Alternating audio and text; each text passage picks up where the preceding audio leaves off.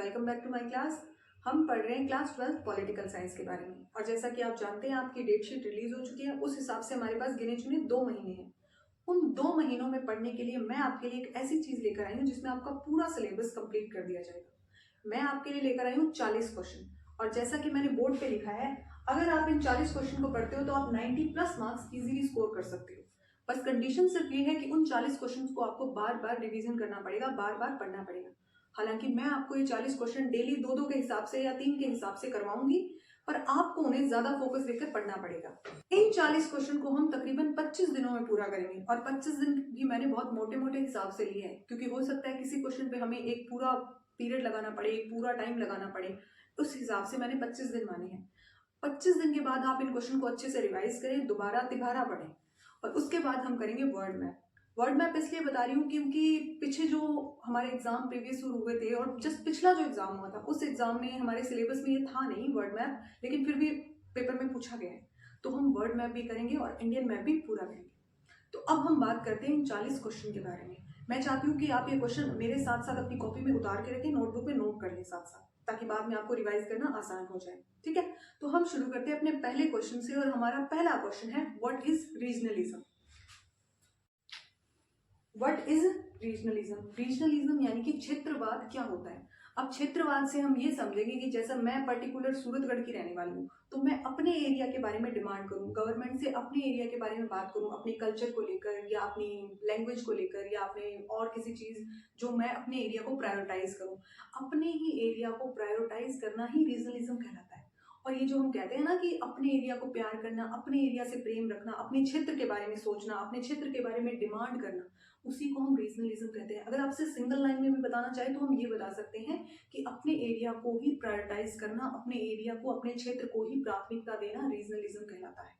Okay, regionalism, अपने area को prioritise करना, अपने एरिया को ही प्राथमिकता देना रीजनलिज्म कहलाता है। इसमें हम, जैसे हमने बात की है कल्चर के बारे में, लैंग्वेज के बारे में, हिस्ट्री के बारे में, और इसमें हम ये भी लिख सकते हैं कि हमें इस एरिया की ऑटोनॉमी के बारे में सोचना है, हमें अपने एरिया की ऑटोनॉमी के बारे में बात करनी है। ऑटोनॉमी मीन्स, अब ये एक पर्टिकुलर वर्ड है जिसका अलग से क्वेश्चन भी बनता है। ऑटोनॉमी का मतलब होता है स्वायत्तता, यानी कि खुद की सत्ता, खुद का रूल। अब किसी पर्टिकुलर एक एरिया पर अगर गवर्नमेंट अटेंशन नहीं दे रही है, गवर्नमेंट ध्यान नहीं दे रही है, तो उस एरिया के लोगों को अपने एरिया के लिए बात करनी पड़ेगी, डिमांड्स करनी पड़ेगी। इसलिए वो लोग ये चाहते, अगर वो लोग जो अपने एरिया की डिमांड करते हैं, अपने एरिया के लिए पर्टिकुलर कुछ डिमांड्स करते हैं, वो लोग कहते हैं कि हमें ऑटोनॉमी दे दी जाए, हमें स्वायत्तता दे दी जाए, हमें खुद का रूल दे दिया जाए। और उनकी जो डिमांड्स होती है उसी को हम रीजनलिज्म या क्षेत्रवाद कहते हैं। ठीक है, अब ये 2 सेंस में पढ़ते हैं हम लोग, इसे नेगेटिव भी पढ़ते हैं, इसे पॉजिटिव भी पढ़ते हैं। नेगेटिव इन द सेंस, ये नेगेटिव इन द सेंस अगर हम इसे पढ़ें तो हम इसे ये कहेंगे कि नेगेटिव मतलब रीजनलिज्म यानी कि सेपरेटेशन, यानी कि अलगाववाद, अपने एरिया को एक बड़े एरिया से, जैसे इंडिया से अलग होने की मांग करना, अलग करने की डिमांड करना, ये सेपरेटेशन कहलाता है। और कुछ पॉजिटिव वे में भी आते हैं, कुछ सकारात्मक तरीके से भी आते हैं, जैसे कि हम अपने एरिया में रह रहे हैं तो हम अपने एरिया से, अपनी एरिया की गवर्नमेंट से कहेंगे कि आप हमें ऑटोनॉमी दे दो, हमें स्वायत्तता दे दो, हम इंडिया में रहकर ही खुद का रूल करना चाहते हैं, स्वायत्तता करना चाहते हैं। यही रीजनलिज्म है। अब रीजनलिज्म में हम कुछ एरिया के, जैसे कुछ पर्टिकुलर एरिया की बात करें एग्जांपल के तौर पे, तो जैसे सबसे पहले एक हमारे देश में सबसे बड़ा कॉन्फ्लिक्ट चल रहा है जम्मू कश्मीर का। जम्मू कश्मीर के भी लोग ये कह रहे हैं कि हमें सेपरेट कर दो, हमें सेपरेटेशन दे दो। इसके अलावा बेस्ट एग्जांपल है नॉर्थ ईस्ट का।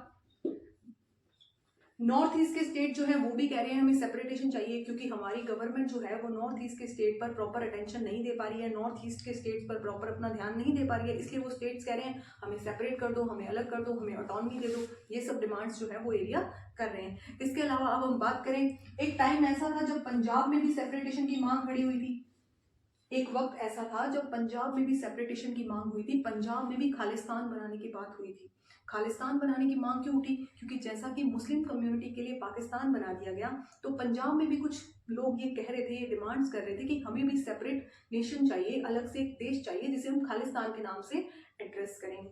ये कुछ एग्जांपल्स हमारी बुक के अंदर दिए गए हैं जिन्हें हमें और इलेबोरेट करके भी पढ़ना पड़ेगा, लेकिन फिलहाल के लिए रीजनलिज्म हमारी किताबों में हमें 2 नंबर का पूछा जाता है, उस हिसाब से इतना with example more than enough है, इस आपको इतना ही पढ़ना है। ठीक है, अब हम बात करते हैं अपने दूसरे क्वेश्चन के बारे में, जो कि है conflict between judiciary and parliament, यानी कि न्यायपालिका व संसद के बीच में विवाद। इसे हम शुरू से शुरू करते हैं। ठीक है, conflict between parliament and judiciary में हम ये पढ़ेंगे कि जहां मैंने पार्लियामेंट लिखा है, संसद लिखा है, लेकिन आपको इसे इंदिरा गांधी समझना है। उस टाइम की हमारी जो प्राइम मिनिस्टर थी इंदिरा गांधी के बीच में और जुडिशरी के बीच में कन्फ्लिक्ट था, विवाद था। अब ये कन्फ्लिक्ट था किस बात को लेकर, पहले हमें वो समझना है। तो हुआ ये कि हमारी जो पार्लियामेंट थी वो कॉन्स्टिट्यूशन में कुछ चेंज करना चाहती थी, लेकिन कॉन्स्टिट्यूशन में चेंज करने के लिए उसे परमिशन किसकी लेनी पड़ेगी, जुडिशरी की लेनी पड़ेगी, यानी कि जुडिशरी से पूछना पड़ेगा। अब हमारी पार्लियामेंट क्या करती है, जुडिशरी से पूछने जाती है और जुडिशरी मना कर देती है। जैसे सबसे पहले ये पूछने गए कि हम जो फंडामेंटल राइट्स हैं उनमें कुछ चेंज कर दें, उन्हें कर्टेल कर दे, तो हमारी जुडिशरी ने मना कर दिया।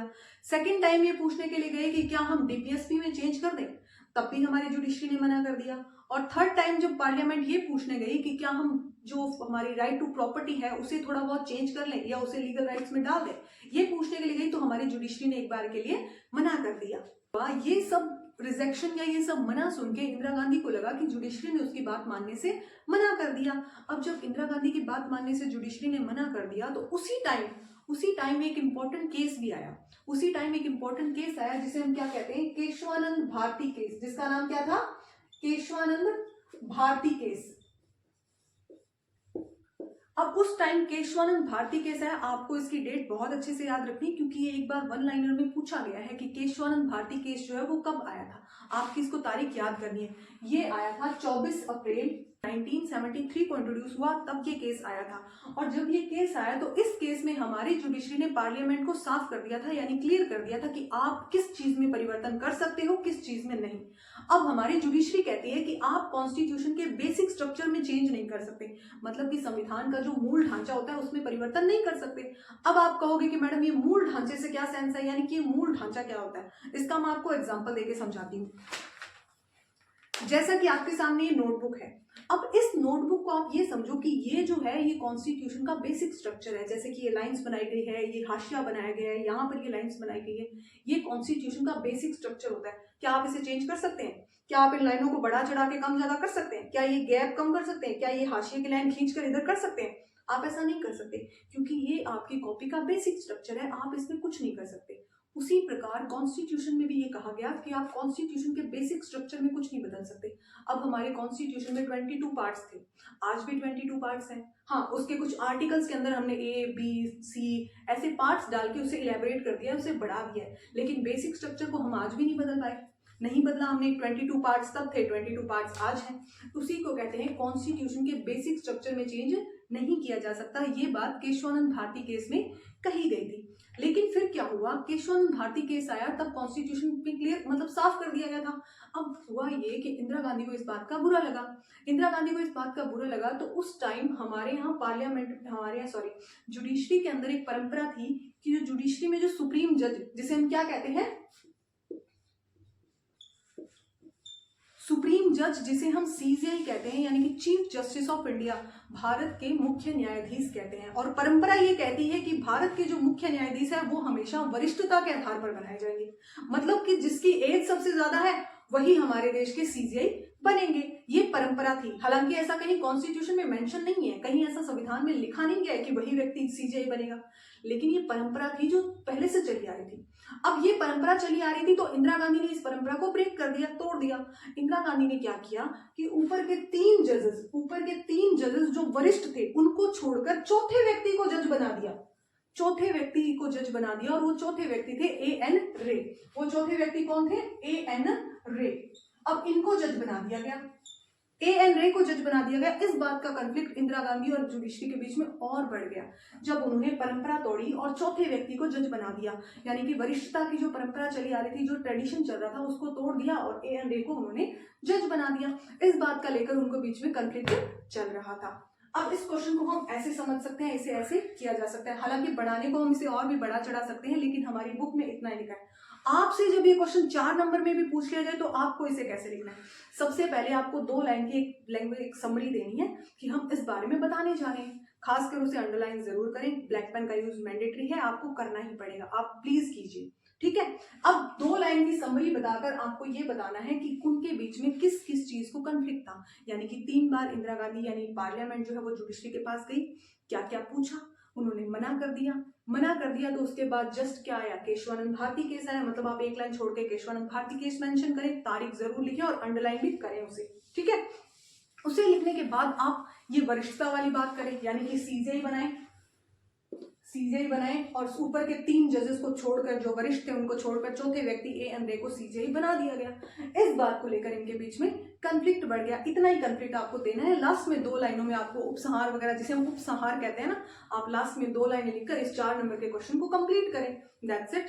अब हमारे 2 क्वेश्चन कंप्लीट होते हैं। हम बात करते हैं अपने तीसरे क्वेश्चन के बारे में। ओके, द्रविड़ आंदोलन। हमारा नेक्स्ट क्वेश्चन है द्रविडियन मूवमेंट या द्रविड़ आंदोलन। अब हम बात करते हैं द्रविडियन मूवमेंट के बारे में। ठीक है, जैसे कि मैंने बोर्ड पे एक लाइन लिखी है, उत्तर दिन दिन बढ़ता जाए, दक्षिण दिन दिन घटता जाए। ये जो मूवमेंट था ये इसी लाइन के स्लोगन के साथ शुरू हुआ था, इसी लाइन के नारे के साथ ये आंदोलन शुरू हुआ था। ठीक है, अब इस आंदोलन में ऐसा क्या था जिसने पूरे, आप ये समझो कि पूरे साउथ इंडिया को झकझोर कर रख दिया था, हिला कर रख दिया था।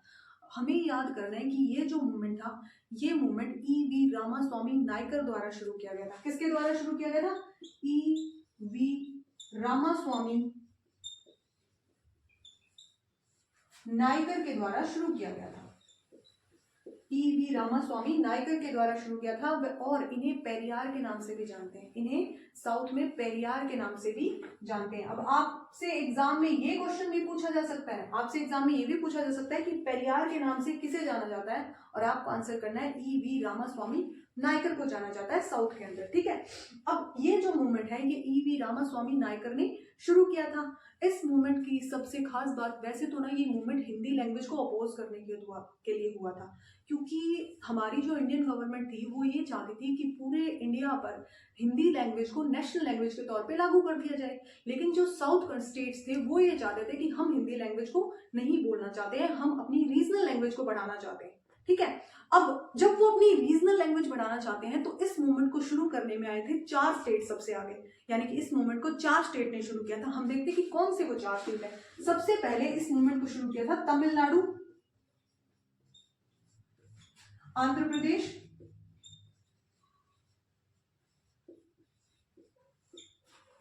कर्नाटक और केरल। मैं चाहती हूं कि आप इसे साथ साथ नोट करते चलें। ठीक है, अब तमिलनाडु, आंध्र प्रदेश, कर्नाटक और केरल, इन स्टेट्स ने इस मूवमेंट को शुरू किया था। लेकिन जैसे जैसे ये मूवमेंट आगे बढ़ता गया, एक एक स्टेट धीरे धीरे पीछे हटता गया, और लास्ट में ये जो मूवमेंट था वो सिर्फ एक ही स्टेट में रह गया, जिसे हम तमिलनाडु कहते हैं। यानी कि लास्ट में इस मूवमेंट को चलाने का काम सिर्फ तमिलनाडु ने किया था। और आज भी जब इस काम को चलाने का, इस मूवमेंट को चलाने का काम तमिलनाडु करता है, तो अब भी जब बात होती है इस मूवमेंट के बारे में तो लोग सबसे पहले तमिलनाडु का नाम लेते हैं, क्योंकि तमिलनाडु की एक पार्टी थी जिसे हम डीके कहते हैं। उस टाइम इस पार्टी को डीके यानी कि द्रविड़ कशंगम कहा जाता था। उस टाइम इसे द्रविड़ कशंगम कहते थे, और बाद में जब इस पार्टी में स्प्लिट हुआ, यानी जब इस पार्टी में विभाजन हुआ, तो एक नई पार्टी निकलकर सामने आई जिसे डीएमके कहा जाता है। Sorry, DMK. मैं चाहती हूं कि आप इसकी फुल फॉर्म को बहुत अच्छे से याद करें। ये पूछी गई है कि डीएमके की फुल फॉर्म क्या है, इसका पूर्ण रूप क्या है। तो डीएमके यानी कि द्रविड़ मुनेत्र कशंगम पार्टी है। इस पार्टी ने इस मूवमेंट को आगे बढ़ाया था, यानी आगे रन किया था। अब बात करते हैं इस मूवमेंट की 3 सबसे मेन डिमांड्स के बारे में। इस मूवमेंट की 3 डिमांड में सबसे पहली जो डिमांड आती है वो ये है कि वहां पर एक रेलवे स्टेशन है, साउथ में एक रेलवे स्टेशन है। उस रेलवे स्टेशन का नाम जो है वो डालमियापुरम था। क्या था? डालमियापुरम। और जो साउथ इस मूवमेंट करने वाले लोग थे, यानी कि जो इस मूवमेंट को चला रहे थे, वो ये चाहते थे कि इस डालमियापुरम का नाम बदलकर कल्लाकुड़ी कर दिया जाए। अब ऑब्वियसली बात है, जैसा माहौल है, जैसा स्टेट है, जैसा कल्चर है, वो लोग तो यही चाहेंगे ना कि हमारे स्टेट का नाम, हमारे इस जो रेलवे स्टेशन का नाम बदलकर हमारी लैंग्वेज में कर दिया जाए। ठीक है, उस हिसाब से उन्होंने पहली डिमांड ये की कि ये जो रेलवे स्टेशन है जिसका नाम है डालमियापुरम, इसे बदलकर कल्लाकुड़ी कर दिया जाए। ये इसकी पहली डिमांड थी। अब बात करते हैं इसकी दूसरी डिमांड की। तो इसकी जो दूसरी डिमांड थी वो ये थी कि तमिल कल्चर को, तमिल कल्चर है उसे तमिल स्कूलों में यानी कि सिलेबस के अंदर ऐड किया जाए। यानी कि बच्चों की किताबों को, जैसे हम एनसीईआरटी पढ़ रहे हैं तो एनसीईआरटी के अंदर तमिल कल्चर को ऐड किया जाए। बच्चों को तमिल हिस्ट्री पढ़ाई जाए, बच्चों को तमिल राजाओं के बारे में बताया जाए, अपने कल्चर के बारे में बच्चों को बताया जाए, बच्चों को पता चले। यानी कि वो ये चाहते थे कि तमिल कल्चर को सिलेबस के अंदर, पाठ्यक्रम के अंदर ऐड किया जाए। ये उनकी दूसरी डिमांड थी। और अब बात करते हैं तीसरी डिमांड की। तो उनकी तीसरी डिमांड ये थी कि बच्चों को स्कूलों के अंदर जो आर्ट एंड क्राफ्ट, जिसे हम शिल्प कार्यक्रम कहते हैं ना, बच्चों को मतलब हाथ का कार्य सिखाया जाए। बच्चों को आर्टिशन आर्ट सिखाई जाए, कलाएं सिखाई जाए, ताकि जब वो स्कूल से बाहर निकले तो वो अपने कुछ हाथ का काम कर सके। अब ऑब्वियस सी बात है कि एक क्लास में 40 बच्चे पढ़ रहे हैं, तो हम ये तो नहीं कह सकते कि 40 के 40 निकलकर आईएएस बनेंगे या आरएएस की पोस्ट पे जाएंगे या फिर किसी और जैसे स्टेट जो एग्जाम है उसे क्लियर करेंगे, स्टेट पीसीएस को क्लियर करेंगे। हम ये तो नहीं कह सकते हैं। तो ये उन्होंने कहा कि हमारे स्कूल के बच्चों को पढ़ाई के साथ साथ कुछ हाथ का काम, कुछ कला, कुछ कार्यक्रम, ये सब सिखाया जाए, कुछ आर्ट, कुछ शिल्प सिखाया जाए। ये उनकी 3 डिमांड थी, ये उनकी मेन 3 डिमांड थी। जबकि हम सबसे मेन डिमांड क्या मान के चलेंगे? हिंदी को अपोज करना।